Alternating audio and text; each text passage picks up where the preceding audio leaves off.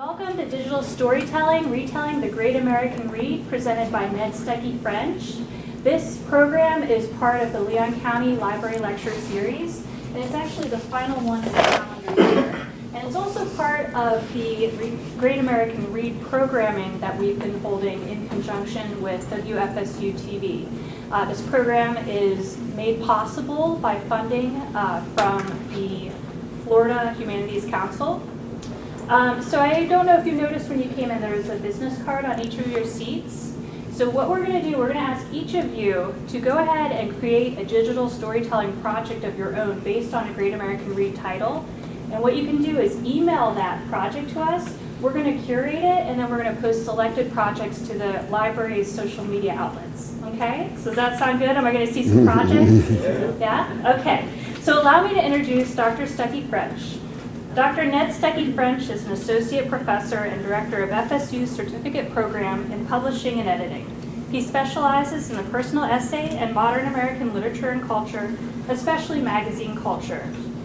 Dr. Ned Stuckey-French's reviews and critical work have appeared in journals such as American Literature, Modern Fiction Studies, Fourth Genre, Culture Front, Tri-Quarterly, Essay, the Los Angeles Review of Books, and the Iowa Review, and in the Scribner Encyclopedia of American Lives, the Walt Whitman Encyclopedia, and the Encyclopedia of the Essay. Please join me in giving him a warm welcome.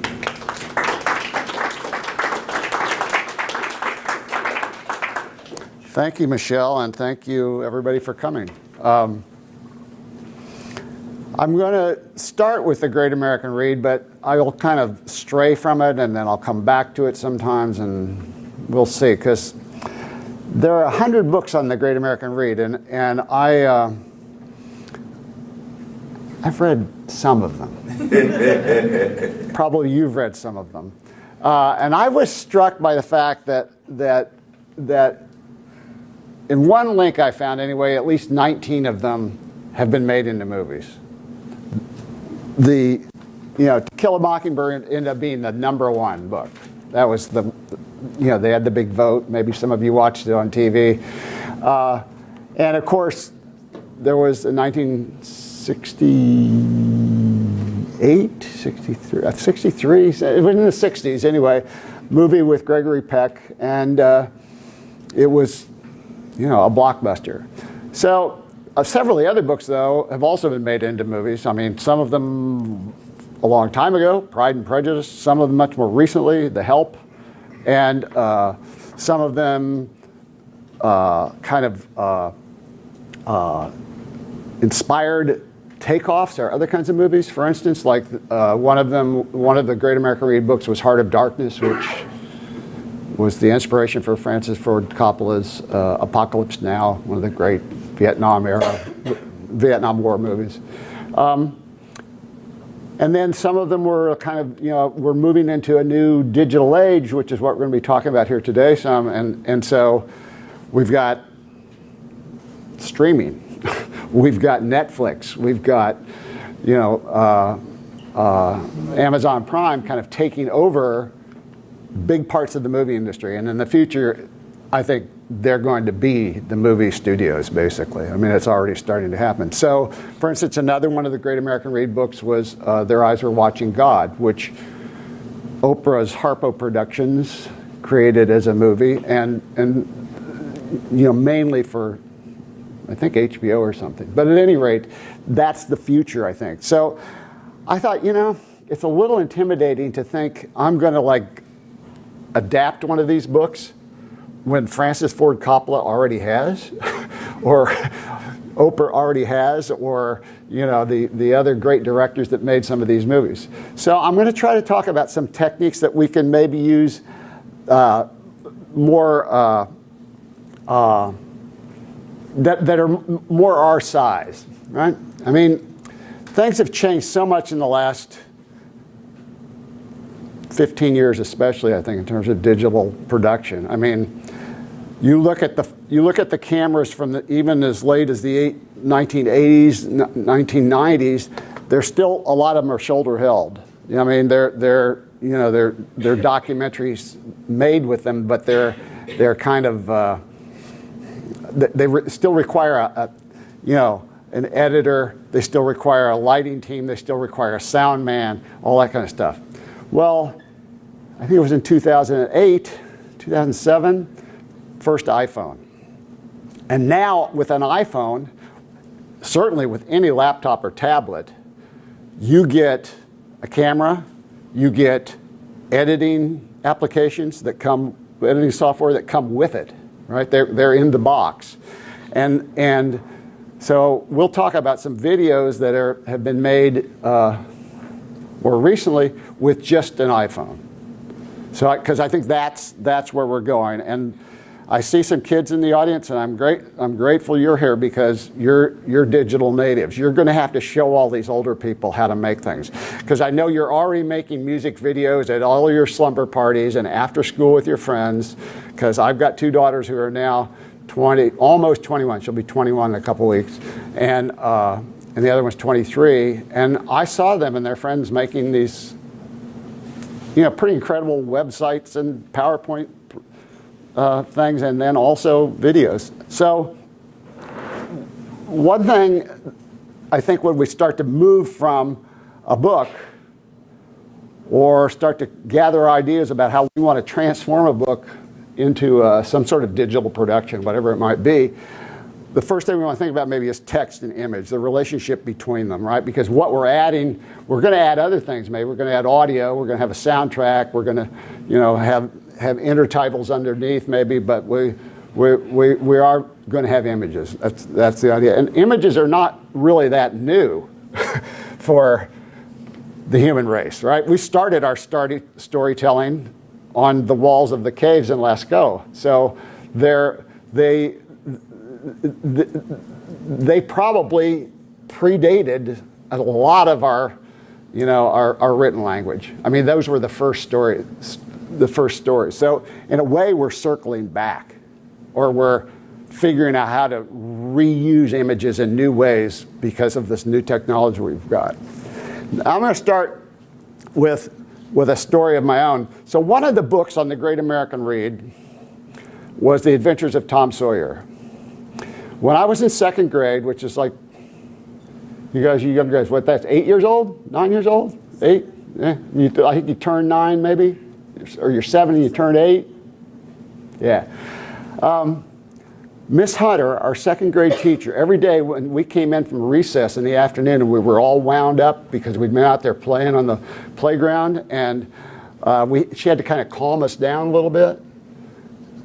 She would have story hour, and she'd turn the lights down. You could put your head down on your desk. Some kids went to sleep, but not all of them. She was just trying to turn the knob down a little bit, on our excitement. And she read every day that year, or at least much of that year. I don't remember. It was a long time ago for me. But she read a chapter of The Adventures of Tom Sawyer. And my friend Don Bain, this is Don Bain on the left, that's Lynn Tatlock, his high school sweetheart and prom date, who he later married. But Don Bain and I were best friends then, and we just loved The Adventures of Tom Sawyer. And we lived in West Lafayette, Indiana, and my grandparents lived in Smithville, Missouri. And our family would go over there for holidays or in the summer. Sometimes I'd stay at my grandparents' farm for a couple of weeks in the summer. And as you can see, especially this is before the interstate, but we would go through, and especially after Miss Hunter read us that book, I said, we got to go through Hannibal, because I want to see all the Tom Sawyer sites, right? And Don got to come with us one time because he was in the Tom Sawyer Club. In fact, he was Tom Sawyer, I was Huck Finn.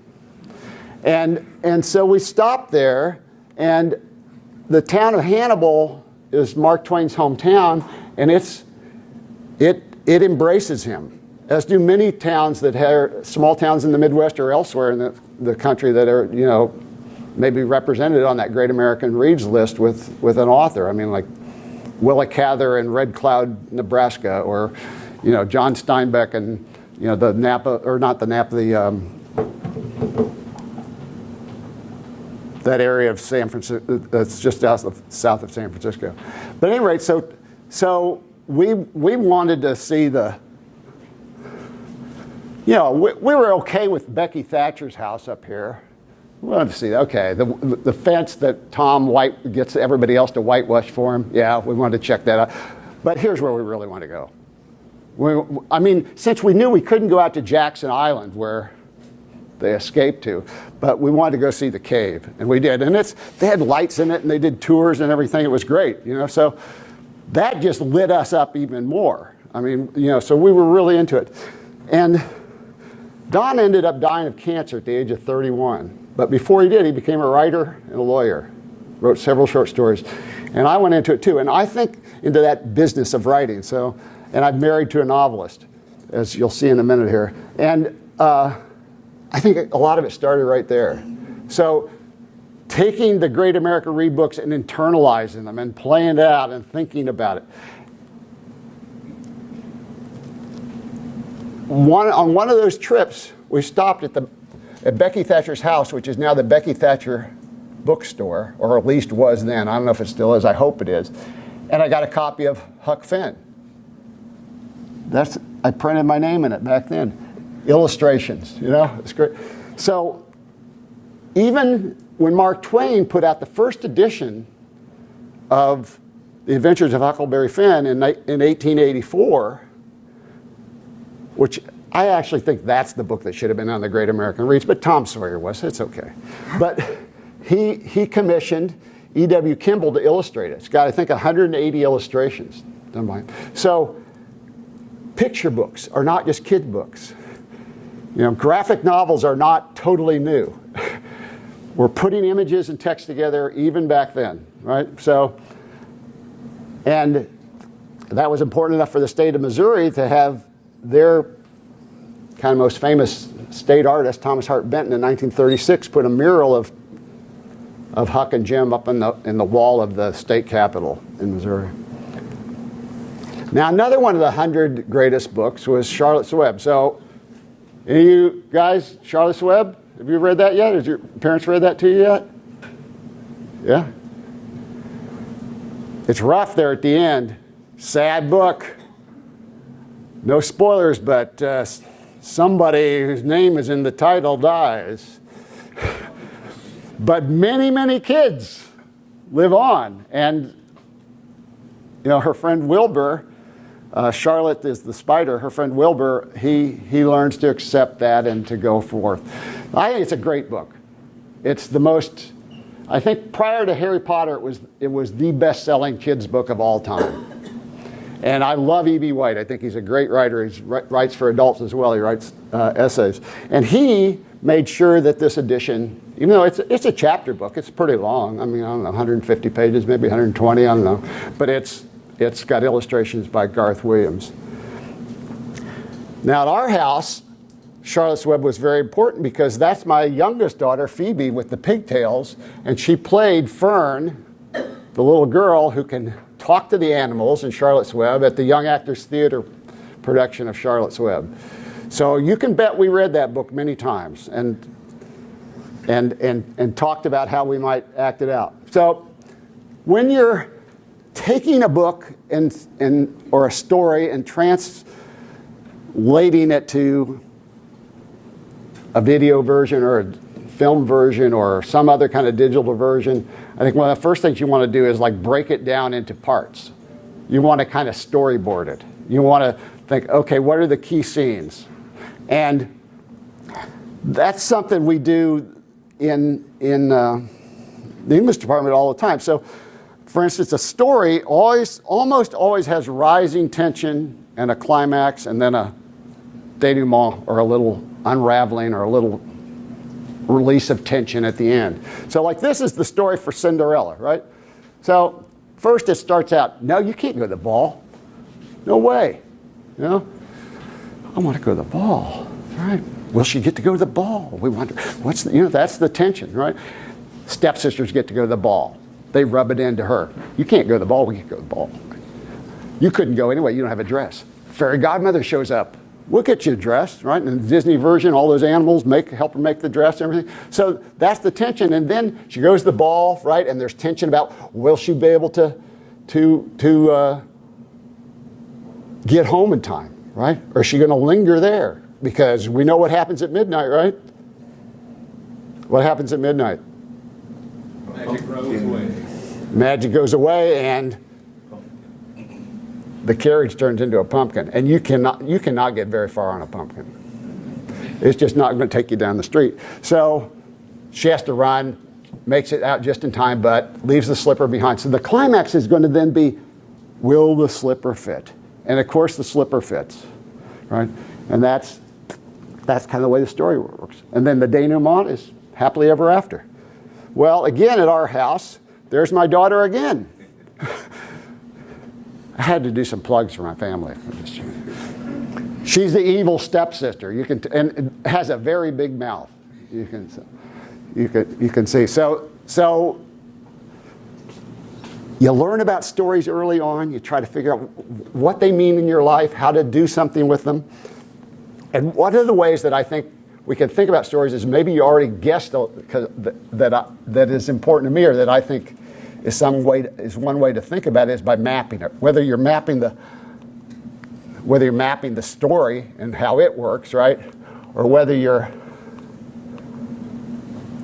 mapping the place that you think the story is taking place, right, or that did take place, or whether you're even mapping your journey to the story place. So I think maps are one way to think about it. And one way we can start our stories, I think, sometimes, is that I have my students do often in my essay writing classes, and my wife does too sometimes in her fiction writing classes, is like, make a map of your neighborhood that you grew up in, or make a map of the apartment building that you grew up in. Make a floor plan, a map of the house that you grew up in. And let that creation of that map bring back memories and ideas and stories of what happened there, right? So this is where I grew up. 329 Leslie Avenue, West Lafayette, Indiana. Not the greatest map, it's a Google map. All right for some things. So if I were to draw that out, this is where Leslie Avenue goes. Our backyard had several big trees in it, maple trees, beech trees. One of them was the tree that my father and my brother and I built a tree house in the summer of a long time ago. I won't tell you exactly the year. But here's the Purdue Stadium, Purdue University, where my first job was selling peanuts and hot dogs there when I was like 10 years old. You know, this was where the high school was and everything. So I start to remember things, and I start to put my past together with a map. I'm not the only one that's done this. Now, Jack Kerouac didn't make it to the Great American Read, but it is sometimes considered a Great American book, and it's a road trip book. So he wanted to keep track of everything. He wanted to figure out, where do I want to have the key scenes and everything. And so one of the things he did was he made himself a map for the, as he was creating that book on the road. Similarly, with The Grapes of Wrath, which is another road trip book in a certain sense, about the Joad family losing their farm and leaving the Depression, the Dust Bowl during the Depression in the 1930s, and going to California, where you could try to start a new life. Let's see if this one works. I think it does. So one digital thing you can do with these books is then you read the book, and then instead of being Jack Kerouac and doing the map prior to the book in order to map out the book you want to write, you read the book that you just read and then draw a map of what happened in it, right? Where these people went. And I took this one off the interstate, and it's each of those blue dots, let's see if it'll work here. They went on Route 66, so you can put in a little description of what, Route 66 was like back there. You go to any one of these, and it'll take you to that town, Gallup, New Mexico, I guess it is, and so forth. So that. Now let's see if I can get back to where I want to go back.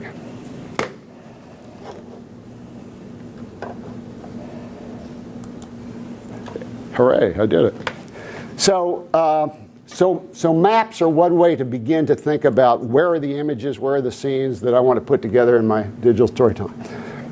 And this is a friend of mine. He's got the wonderful name of Dinty Moore, which some of you maybe have had Dinty Moore stew out of a can, which is not the greatest. I would have to say it's okay. It was we would like kind of reserve it for camping trips, you know, but it was okay for a quick lunch. Okay, he's not connected to that stew. He just has the name, but he's a friend of mine. So he has he used Google Maps to create a story.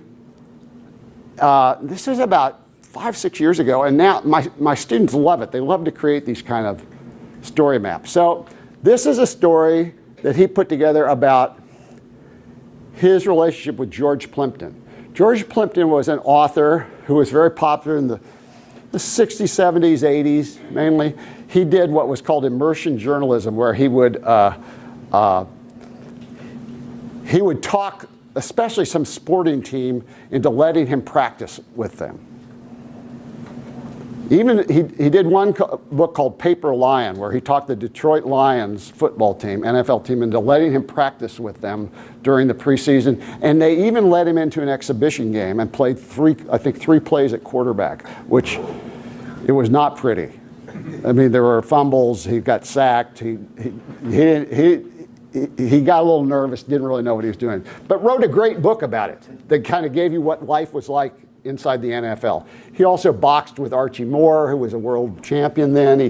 He did a lot of these kind of things. Well, anyway, he was coming to speak at the University of Pittsburgh, where Dinty Moore was an undergraduate and was on the newspaper and the literary magazine. And so some professor thought, well, Dinty's pretty responsible.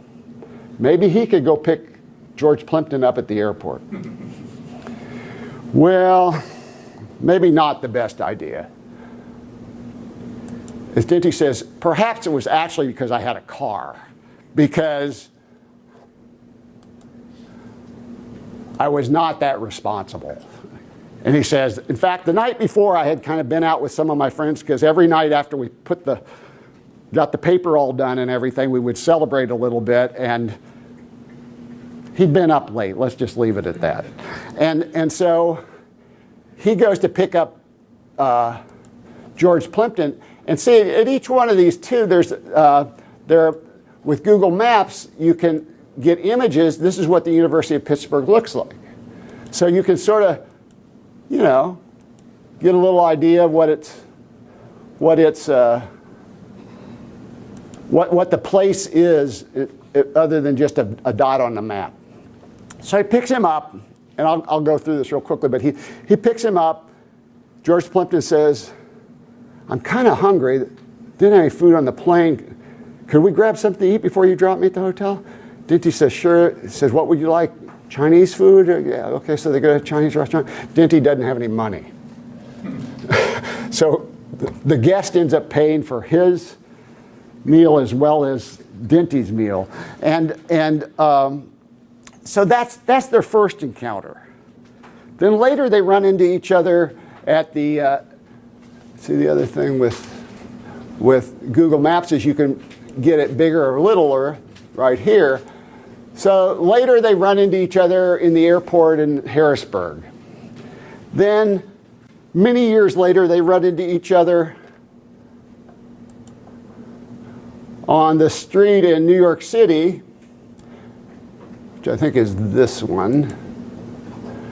And Dinty sees George Plimpton on the other side of the street. And he's just, because George Plimpton's like 6'4", very distinguished, preppy kind of guy, dressed in her. Dinty says, George Plimpton. He hasn't seen him for like 10 years. George Plimpton thinks, good God, it's a stalker or an assassin or something. And he jumps into a building that he's heading into and runs away from Dinty. So that's like the third encounter. Then finally, years later,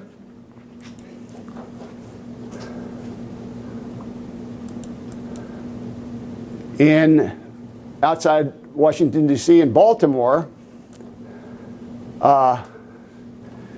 Dinty is speaking at a conference, a writing conference, helping organize it, but George Plimpton is like the main speaker.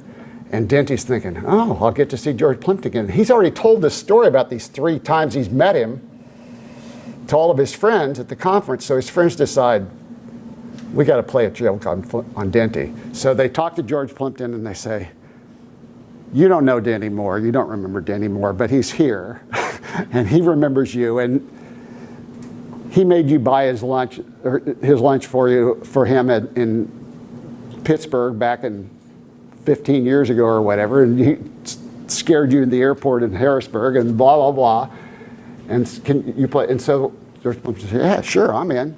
So across the lobby, Dinty's over there kind of, trying to act nonchalant and looking out of the corner of his eye. George Plimpton, Dinty! Long time, Dinty! And rushes to him and hugs him. And so, happy ending, but not exactly Huckleberry Finn, perhaps, but a way that you can use Google Maps to tell a story. One of my students, a few of my students have done this. Oh wait, this one I'm gonna have to. Oh yeah, this one works good. So one of my students decided, well, if you could use Google Maps to tell a story, I bet you could use some of the other things that are like Google Maps, like Yelp, which is the restaurant review site, because you can create your own Yelp page where you do reviews of restaurants that you like, and then you can share them with your friends or family. Like if you're going to go to Chicago or they're going to go to Chicago and you live in Chicago, and here's my recommendations, right? So he decided, well, I want to tell a story, but I want to use this application. I want to use Yelp to do it. So he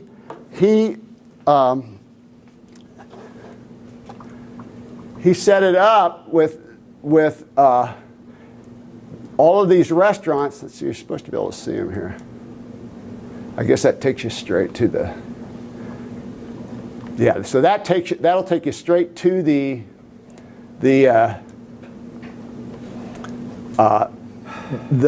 restaurant's webpage, but there's also a map. It's not bringing it up. But at any rate, he used it to tell the story of his senior year in high school.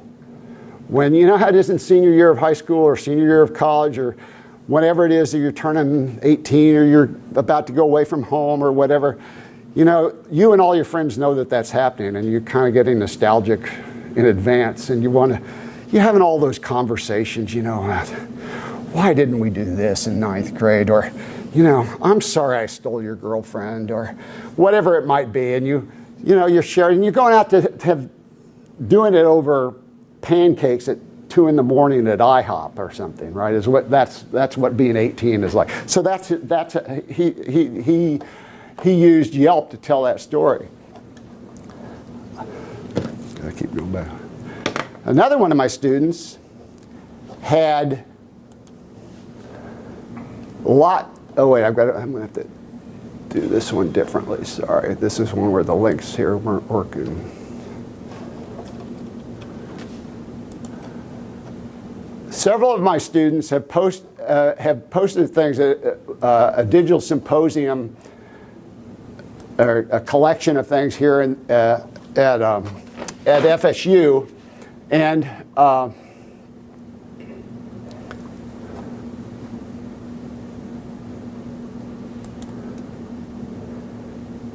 so here are some of them that they've done, but I want to show you a Google Maps one. There's the Orlando one. Well, I'll jump ahead and show you this one. So if you've got, I was going to bring this one up later, but if you've got a book that you really like, another thing that you can do is assemble all of your thoughts about it in a website. And there are a lot of easy website builders. If you find that scary, and you're worried about it, just Wix, W-I-X, is one of the ones that my students find easiest. And there are Wix instructional videos on YouTube as well to find your way around it. But this guy,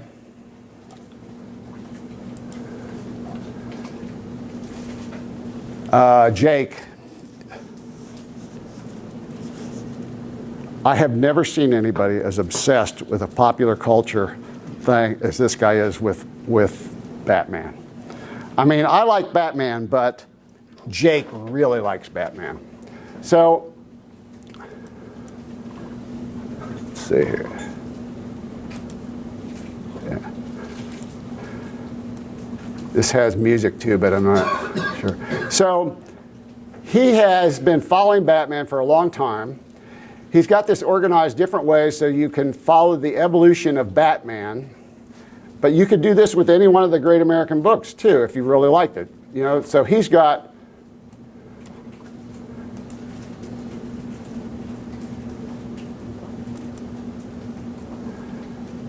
Batman on TV. And as I recall, if you go to any one of these, it'll take you to even more about it. And if you go to this, it'll take you to a clip. What's that? She looks very pretty when she's asleep. That's why eventually noticed that. Anybody remember that show? Pow! Slam, all this kind of stuff.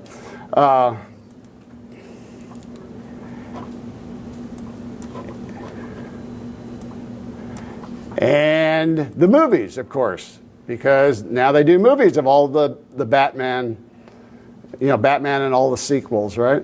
And again, take it here, then you go here, you go to a link, you get the trailer to the actual movie.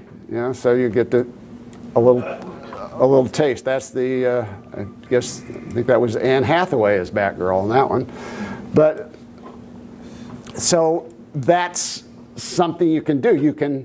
You can assemble all of your impressions about the book that you like the best from the Great American Read series, or whatever other book you want to do, right?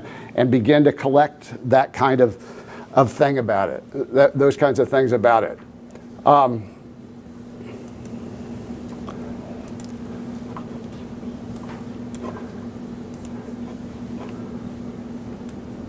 Just real quick. Another one that one of my students did was, she was really interested in Vincent van Gogh. I think she was taking an art class, or maybe she had an art minor. And so she decided, I want to tell the story of Vincent van Gogh from Vincent van Gogh's point of view. I'm so interested in him as an artist, as a literary figure, or as a figure in art history, and his life, which was so unhappy and yet interesting and full, that I want to inhabit that character, which you could do too. I mean, that's another way. What you put that Google Maps together, you can be Jim or Huck too. You could write it from that point of view, right? You inhabit them. So she opened up a Twitter account for Vincent van Gogh and tweeted Vincent van Gogh's life as it unfolded. Talks about his borrowing money from his brother, and all these different, can't sell any of his paintings, and he's starving, and he has to eat wallpaper paste, or however awful it got pretty bad. So that was I thought that was a creative one as well. And some other students have done other versions of that.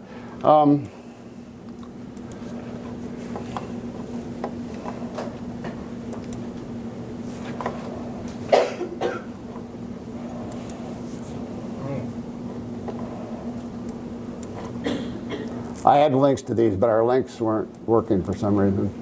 So it'll take a little longer than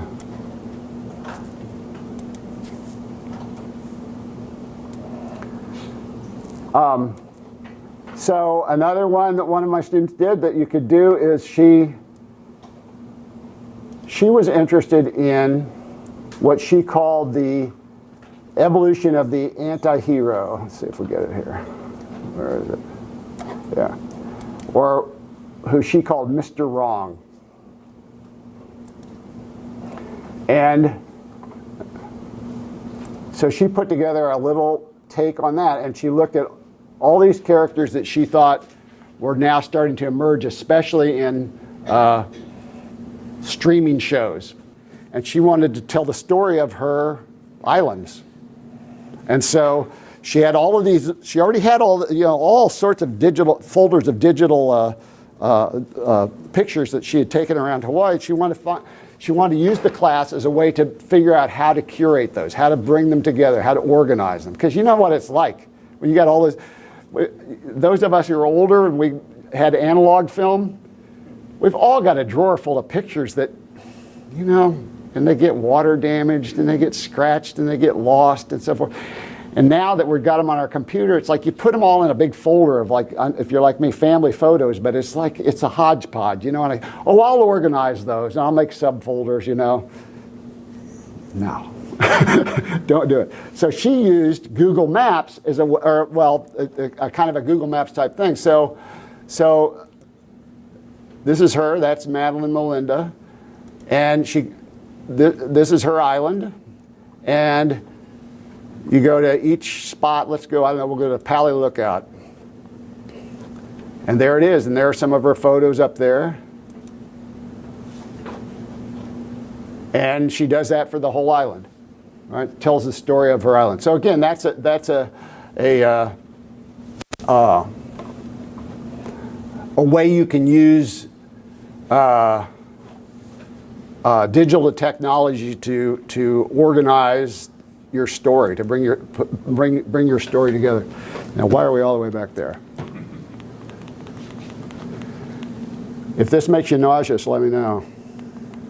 This speedy stuff. Another way to think about it is, how could I adopt another form? And in storytelling business, we talk about hermit crabs, which hermit crabs is probably some of you know who had them as pets. Well, for one thing, they don't live very long if you have one as a pet. But they, as they get bigger and outgrow their shell, then they go find another shell that's a little bigger and move into that. And they keep changing. It's not just their house, but it's also their shell. It's what's protecting them, right? So a hermit crab essay is when you take a, or I'll tell you what, I'll do it this way. When you, this is the woman that invented this form, or this term for this form, but it's been something that people have been doing for years and years. I mean, you look back at some of the first novels, I don't think they made the Great American Read because they're not great American novels, they're before America. But like Robinson Crusoe was written in the form of a journal, right? A diary of these experiences, right? So that's another way to do it, right? So that's what she came up with.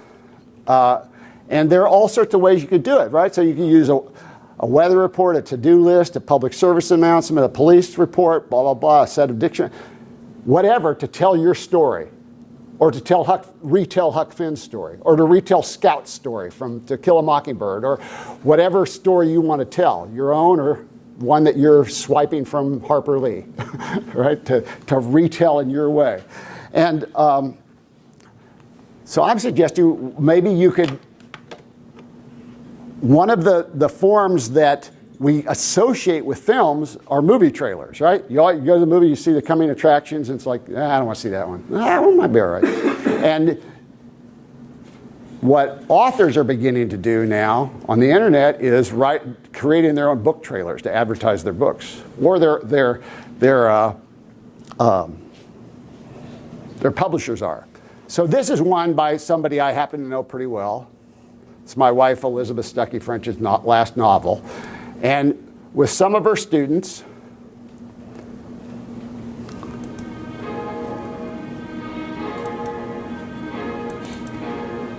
it should go full screen. They say that revenge is a dish best served cold, don't they, miss? Well, you can't serve a dish without first knowing the recipe, can you? Let's get started. First, you'll need a clean kitchen. Also, an apron. Things could get messy.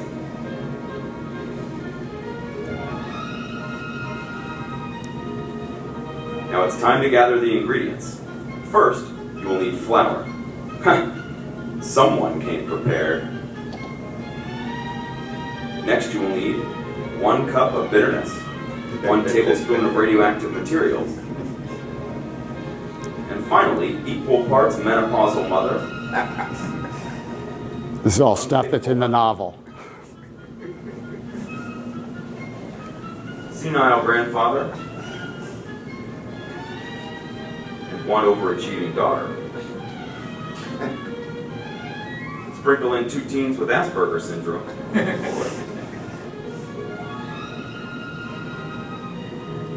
Put it in the oven at 500 degrees. Probably want to put it in a pan, but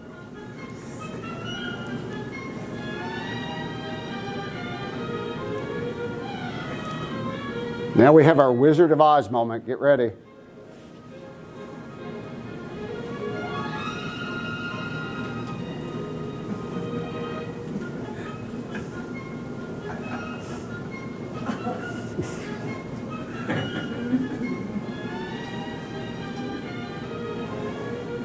The novel is about a woman who has something happen to her that's awful when she's young and then gets revenge later when she's old.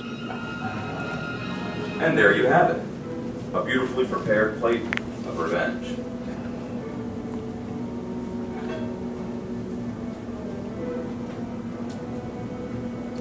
I made the cake, by the way.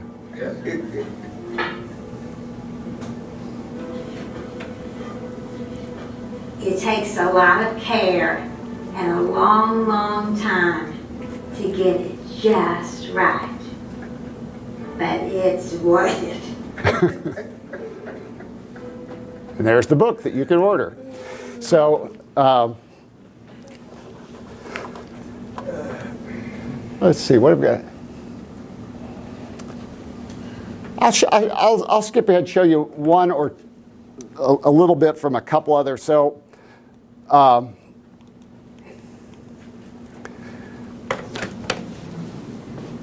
some of my students are really talented videographers. They can make something. So this is one that, and this guy was a freshman. He was 18. He's 18 years old when he made this. It's about, well, you'll see what it's about. The first day my brother Davis returned from rehab, we played one of our favorite games, Portal.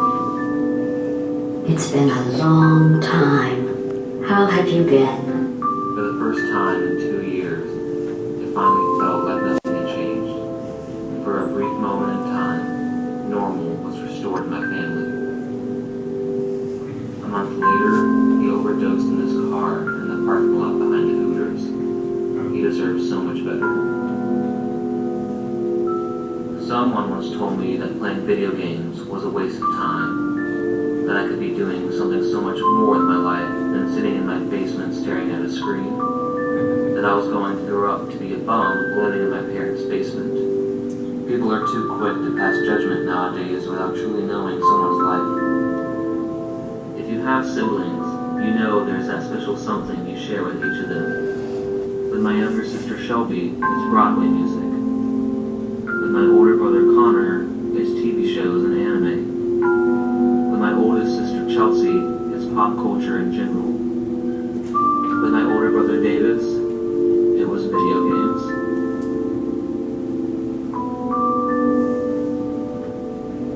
For 2 years, my brother Davis struggled with opioid addiction. It started with painkillers from the family medicine cabinet, and soon moved to heroin when he couldn't afford pills anymore.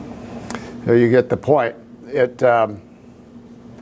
Spencer and his family from Atlanta, and they set up a foundation there to combat drug abuse. And they do fundraisers up there every year, and they've used this video online, and it's got, I don't know, several thousand hits as a way to help raise money for what they're doing. So, you know, even if your story is heartbreaking, even if your story is tragic, you can turn it into something good and use digital technology to do that. I'll show you one. This will be the last one. This is a student I had summer before last, and she wanted to she wanted to create a video that was a letter to her son. Her son was, well, you'll see, he was a toddler at the time. He was very young, and so she wanted to use the project to tell him the story of how much she loved him, basically. True to the name I gave you before your birth, my Zion, my own heaven on earth. But even before Daddy and I... So it really starts at the beginning. named you Buddha.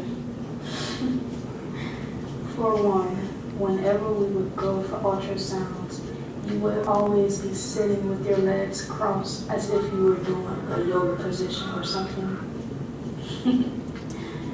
But really, it was the way your soul sat inside of me, the way it moved in me. It felt like peace. And this is what I imagine you to be, my heaven on earth, my peace. Now, I'm not saying I wasn't anxious and plagued with doubt at first, because I was, but not with any concern for you, of course. Daddy and I both prayed for you. I mean, that's not all we did, but we were blessed with you. So believe me, we were always sure of what you would be for us. Me, on the other hand, I worried just how instinctual maternity would be for me. Would I immediately know how to love you? Like, what if we just didn't click? So she starts with the kind of giggling and talking about the love she feels from him in the background, but this was the summer after the killing in Ferguson, Missouri.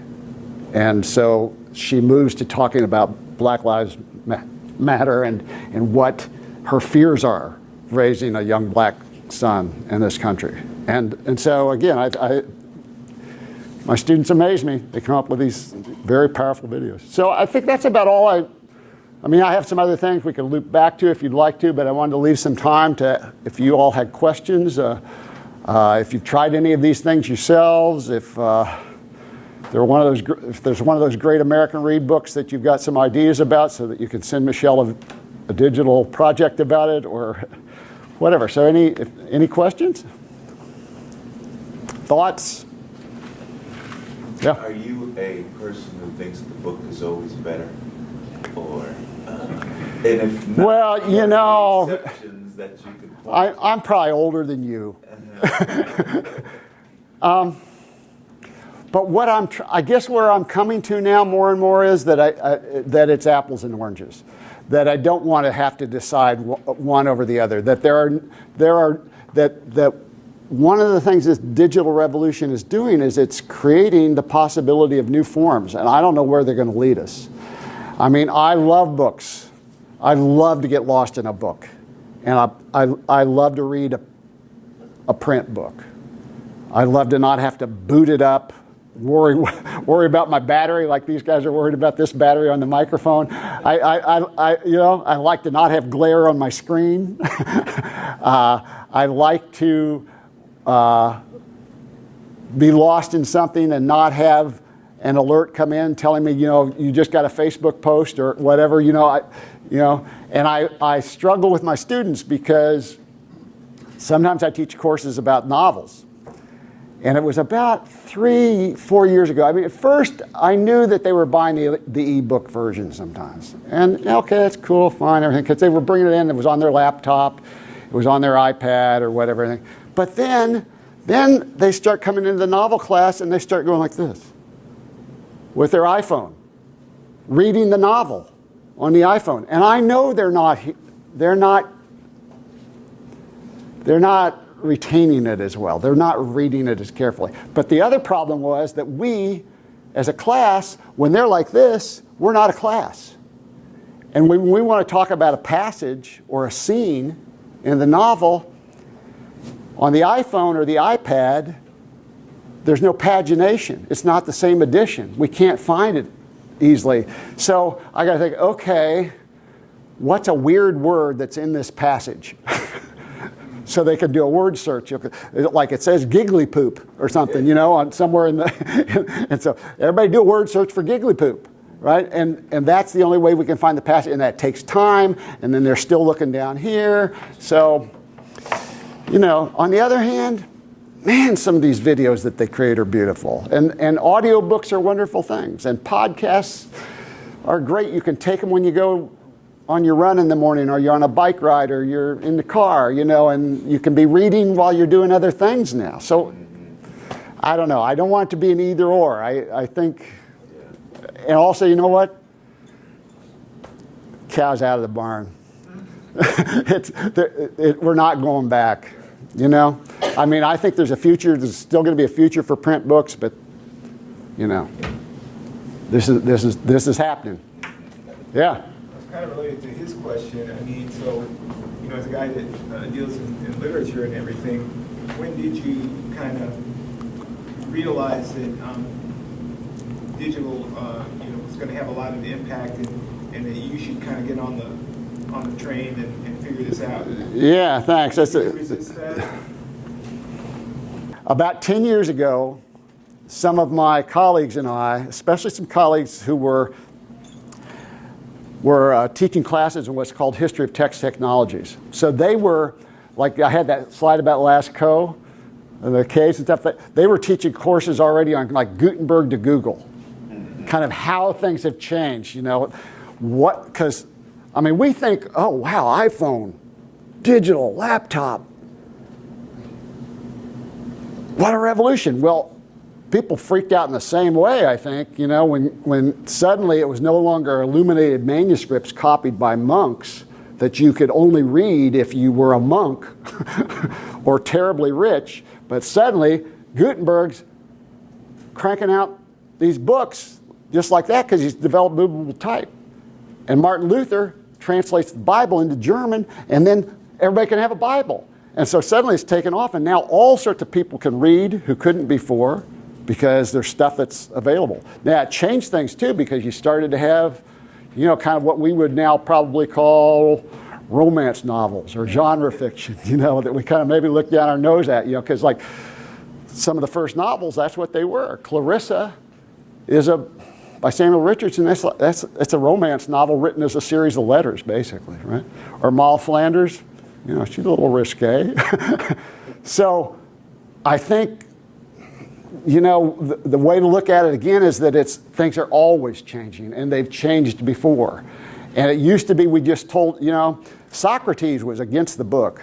He did not like writing because he felt like it's going to corrupt your memory. You won't be able to remember anything. We're going to lose the art of conversation. You won't be able to think out loud on your feet as we walk around Athens and I ask you questions, you know. But fortunately, one of his best students was Plato, who decided to write some books and put Socrates in them and record those dialogues as best he could, and we have that, right? So my friends in History of Tech Technologies, they were aware of those changes in ways that I wasn't. And then I had other friends in our rhetoric and composition program who were already grappling with some of these issues. They were writing papers about what is conversation going to mean in email? What is texting like? How are kids that grow up texting with phones every day? Again, this is like, it's still flip phones, right? I mean, back then when they're talking about that, but that's what they're thinking about. And so we decided we've got to try to, as you put it, get on the train. We even used that metaphor too. And so we decided to develop a third track called the Editing, Writing, Media track, EWM for short. And it was supposed to be this little soft launch pilot program. We'll see how it goes. We won't hire anybody. We'll just teach it with existing faculty and everything. Well, guess what happened, right? A year later, it's the most popular of the three tracks, and 2 years later, it's more popular than the other two tracks combined. And it's still away. We got about 1,500 students at Florida State in English, undergraduate English majors, and about 700, 800 of them right now, I think, are EWM majors. There are people in my department who are resistant to that program, but I think it's changing. I think they're opening. We try to keep it rigorous. We try to read novels and then translate them into these new forms. We try not to leave literature behind. I mean, fortunately, one of the people who was really behind this is our present chair. His name's Gary Taylor, and he's probably one of the 5 most prominent Shakespeare scholars in the world, and has been for about 4 decades. I mean, he's a big name, but one of the things that he did early on in his career was in the 90s, he recognized that you can use digitization to study Shakespeare, because one of the problems with Shakespeare, right, was that there were all sorts of different folios and editions, and there was a lot of dispute about what's the best one, or how do we put these together. It's, okay, he left this scene out of this edition of Hamlet, but then, you know, put this other one in, or rewrote this one, because it was a living document when they were working with it. It was you know, it was their script. So some of them that survived have actors' notes on it, because they were trying to learn their part and everything. And so it was confusion. What Gary said was, let's put all the editions into files and digitize them. And then scholars can look at them, they can do word searches, they can move about from them. We'll have what he calls a federal edition rather than a unitary edition, where we, like, because for centuries they were fighting over what's the true Hamlet. He said, maybe there's not a true Hamlet. Maybe there's lots of Hamlets, and we need to try to look at all the Hamlets together. Yeah? Who gets to participate and contribute for FSU Digital Symposium? Is it only students, restricted to students? That's just for FSU students. Yeah, that's just for FSU students. But I mean, what Michelle's doing, this is a digital symposium she's setting up, I guess, right? I mean, that's what you're looking for stuff, right? We're looking for submissions from anybody from the community, young, old. Yeah. Do it as a group project or individual. And we have 2 social media platforms that we use for the library currently. We have Instagram, and then we also have our Facebook page. So by all means. Yeah, so you get linked from those. File, whatever you put together, share it with us, and we'll be happy to take a look at it, share it with the community.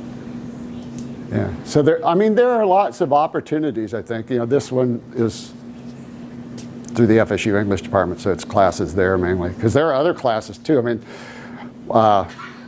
I'm very proud of one of my students from the early 2000s, because his name's Barry Jenkins, and he won the Oscar for Best Adapted Screenplay and Best Movie last year, I guess, you know. Moonlight.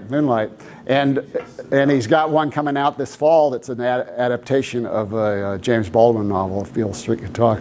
And yeah, my wife and I both had him in class. And yeah, you knew something was happening there. He was alive. He's one of those students. My wife tells the story. You know, you always tell students, you know, if you got any questions about what came up when we workshopped your story, or come to my office hours and talk to me. And students do, but a lot of times they'll come like late in the semester because they're worried about their grade or whatever. Well, she wrote one thing on one of Barry's stories. She said, "I just think you're overwriting here," and he said. He asked her after class, he said, "What's overwriting?" She said, "Well, I could explain it to you, but you know, why don't you come to office?" He came to office hours. They talked about that and so forth. And I had him in class too, but I think he liked her better. She's the one he always mentions in the interviews. No, he's cool. When he came here to speak right after the Oscars, we went out to dinner with him. They were doing a big fundraiser for the film school, and he invited us to it, which was good because it was like a $200 a plate dinner or something. We were invited guests. But so not everybody's going to be Barry Jenkins, but you know, everybody can tell their story. Any other questions?